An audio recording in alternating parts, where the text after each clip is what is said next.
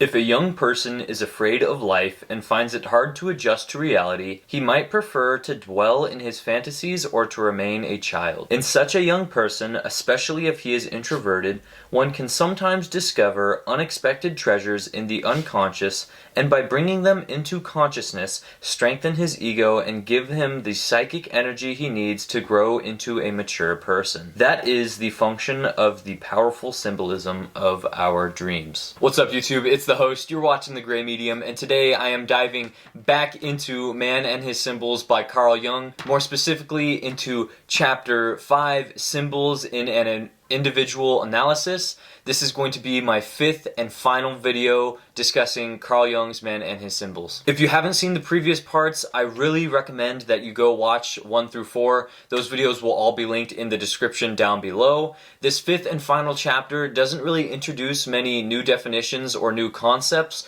What it really does is it takes all those concepts from the first 4 chapters that we've already been discussing, and it starts to run through a real example of a man named Henry and how these examples continued to occur and reoccur in his dreams, and how it is that Jolandi, Jacob, and Henry went about interpreting his dreams. If you're new to the Gray Medium, this is the channel where I find the balance between black and white, therefore gray.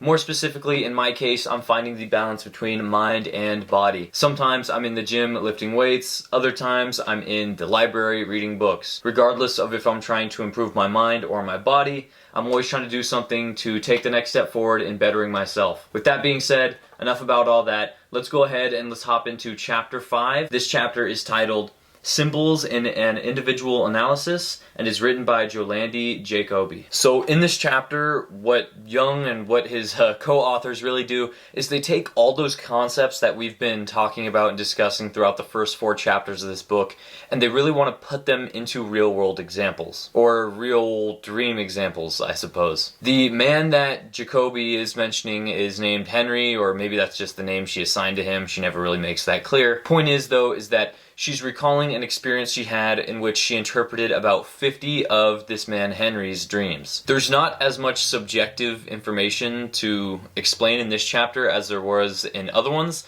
simply because this is more of a case study on one particular person, but I do want to address some of the common themes that we see constantly come back and constantly reoccur in Henry's dreams. So the first example that really jumped off the page as far as recurring themes in Henry's dreams was the example of having to ascend up a mountain. I say this because there's books that I've already discussed on this channel that have featured this theme as well. Obviously, in Perfect Union of Contrary Things, that is a biography written about a artist and musician, Maynard James Keenan, and in his book, he explains that he even had a spiritual experience, having to ascend a mountain. There is also a religious and a biblical importance to having to ascend a mountain, which is talked about in the Bible and also talked about in A Perfect Union of Contrary Things, Maynard James Keenan's biography.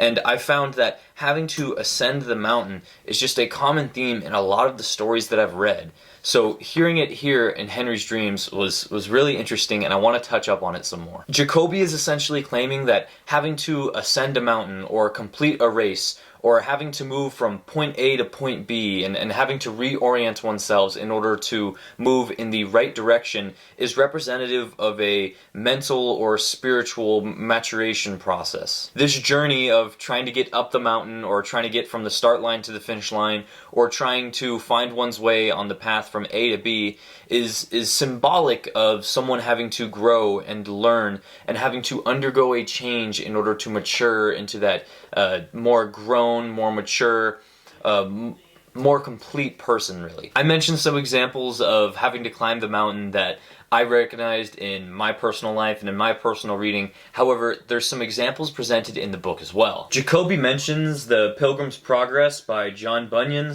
and even mentions Dante's Divina Commedia, both of which are classic stories that involve the importance of ascending a mountain. It's as if ascending this mountain, like it would in real life, gives someone a better view of the landscape, Ascending this mountain mentally, emotionally, and spiritually essentially means that it gives this person a higher viewpoint to better evaluate the landscape of their own mind and of their own psyche. In case if I'm not making any sense, let's go ahead and hear straight from Jacobi on what she has to say about ascending the mountain. On page 331, she writes, "A mountain pass is a well-known symbol for the situation of transition that leads from an old attitude of mind to a new one. Henry must go alone. It is essential for his ego to surmount the test unaided. Thus, he leaves his kit behind, an action that signifies that his mental equipment has become a burden, or that he must change his normal way of going about things." And about 20 pages later in the chapter, the mountain comes up yet again, and Jacobi states this: "Or, in many mythological tales, a mountain often symbolizes a place of revelation, where transformation and change may take place." I love this theme. I think it's so interesting, especially when you're reading about one of your favorite musicians in Perfect Union of Contrary Things, Dante in some classic literature, or even biblical stories of characters scaling mountains.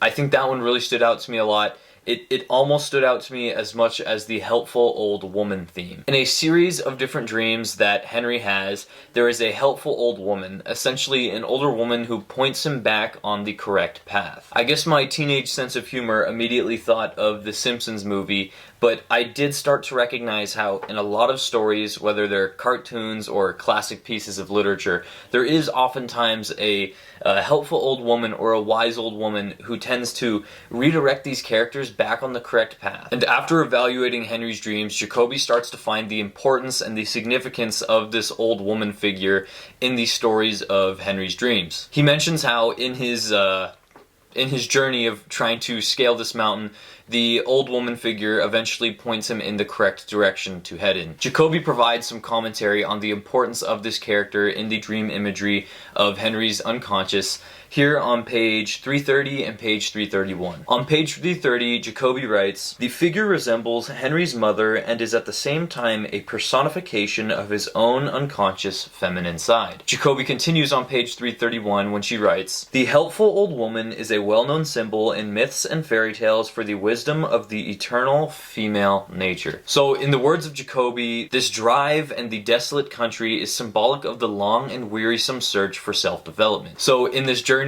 of trying to go from point A to point B, or trying to mature from mindset A to mindset B, this old wise female character is a pretty pivotal role in Henry actually making sure that he's on the right path towards growing and completing his psyche. Furthermore, I found that this chapter, chapter 5, really built on what we discussed in the last video in chapter 4. In chapter 4, we mentioned multiple Christian themes of animal imagery in artwork, and this chapter picks up right where that one left off, regarding some animal imagery in the dreams of Henry. On page 340, the text discusses a variety of different animals or animal-human hybrids that are present in Henry's dreams and are reoccurring in Henry's dreams, and the three most prominent figures are: 1, the pig, which is associated with dirty sexuality; the dog, which is associated with loyalty but also promiscuity; and number 3, the kangaroo, which is associated with motherliness and tender carrying capacity. The only real new concept that gets touched up on in this chapter,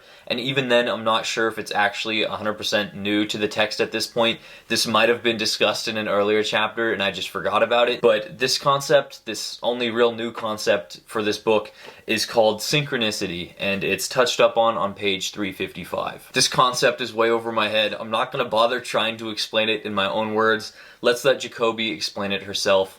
The text reads, "As Dr. Jung has shown, they are based on what he calls the principle of synchronicity, or, more simply, meaningful coincidence. He has described this difficult new idea in his essay, Synchronicity, and a causal connecting principle. It is based on the assumption of an inner unconscious knowledge that links a physical event with a psychic condition, so that a certain event that appears accidental or coincidental can in fact be physically meaningful, and its meaning is often symbolically indicated communicated through dreams that coincide with the event. So essentially the idea with Henry's dreams and with synchronicity is that his dreams are forcing him to see problems that can't be solved rationally. Henry, being a really logical, really rational guy, I mean, the guy's an engineer, for goodness sake, he doesn't really think outside of the box at all. If he can't solve something rationally, then he's completely stumped, and that's exactly what these dreams are doing to him. They're presenting him complex imagery that goes beyond the realm of thought that he's usually engaging in a day-to-day basis,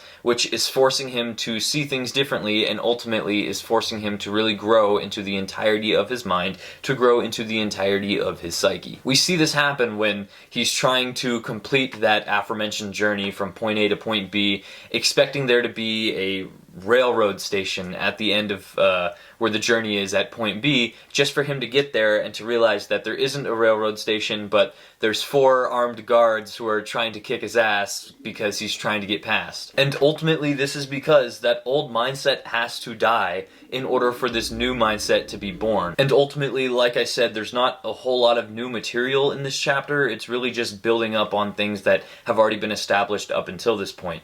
But there is one closing point here on the end of chapter 5 that I really do want to mention, just relating to the death of one's mindset in order to give birth to another. On page 361, Jacoby writes, "Every transformation demands its own precondition, the ending of a world, the collapse of an old philosophy of life. As Dr. Henderson has pointed out earlier in this book, at ceremonies of initiations, a youth must suffer a symbolic death before he can be reborn as a man and be taken into the tribe as a full member. Thus, the scientific, logical attitude of the engineer must collapse to make room for a new attitude." Ultimately, the chapter ends with Henry continuing to analyze dream imagery until eventually he grows into the man that he knows he needs to be. The man who continued to put off his engagement with his wife for multiple months, multiple years, eventually realizes that he needs to be able to commit to a real relationship. The man who doesn't want to acknowledge different thoughts and feelings that he has repressed for years eventually learns to complete his psyche, and he ends up having a really successful bout in analyzing his dreams and better understanding himself and moving forward in his personal life and his professional career, and really just rounding out his mind and his psyche as a whole. In a book like this that in 2024 is really easy to look down on, and trust me, even at some points in this book I realized that Dr. Carl Jung probably lost his marbles, there are some really good sound bites, and I want to use this quote here from the conclusion text just to wrap up this 5 video series that I've done on this piece of work. So the start of this little concluding chapter thing, it's like 15 pages of just M.L. von Franz just kind of summarizing the book. The first page of this little summary states, "All we can see now is that the archetypes have an enormous impact on the individual, forming his emotions and his ethical and mental outlook, influencing his relationships with others, and thus affecting his whole destiny. We can also see that the arrangement of archetypal pattern symbols follows a pattern of wholeness in the individual, and that an appropriate understanding of the symbols can have a healing effect. And we can see that the archetypes can act as a creative or destructive force in our mind. Creative when they inspire new ideas, destructive when these same ideas stiffen into conscious prejudices that inhibit further discoveries." And on the very last page of the book, there is a little quote here that really I feel like provides closure for all of these really over-the-top ideas that have been implied over the course of the last 400 pages. The final page of the text reads, "If the reader should feel stimulated to work further on the investigation and assimilation of the unconscious, which always begins by working on oneself, the purpose of this introductory book would be fulfilled." So there you have it. That's the entirety of Man and His Symbols. Like I mentioned in the beginning of the video, if you guys want to check out parts 1, 2, 3, or 4, those will be linked down in the description below. I've never really dove headfirst into a book as deep as I did with this one. The most I've ever discussed a single book is 3 videos. Obviously this is the 5th and final video for Man and His Symbols.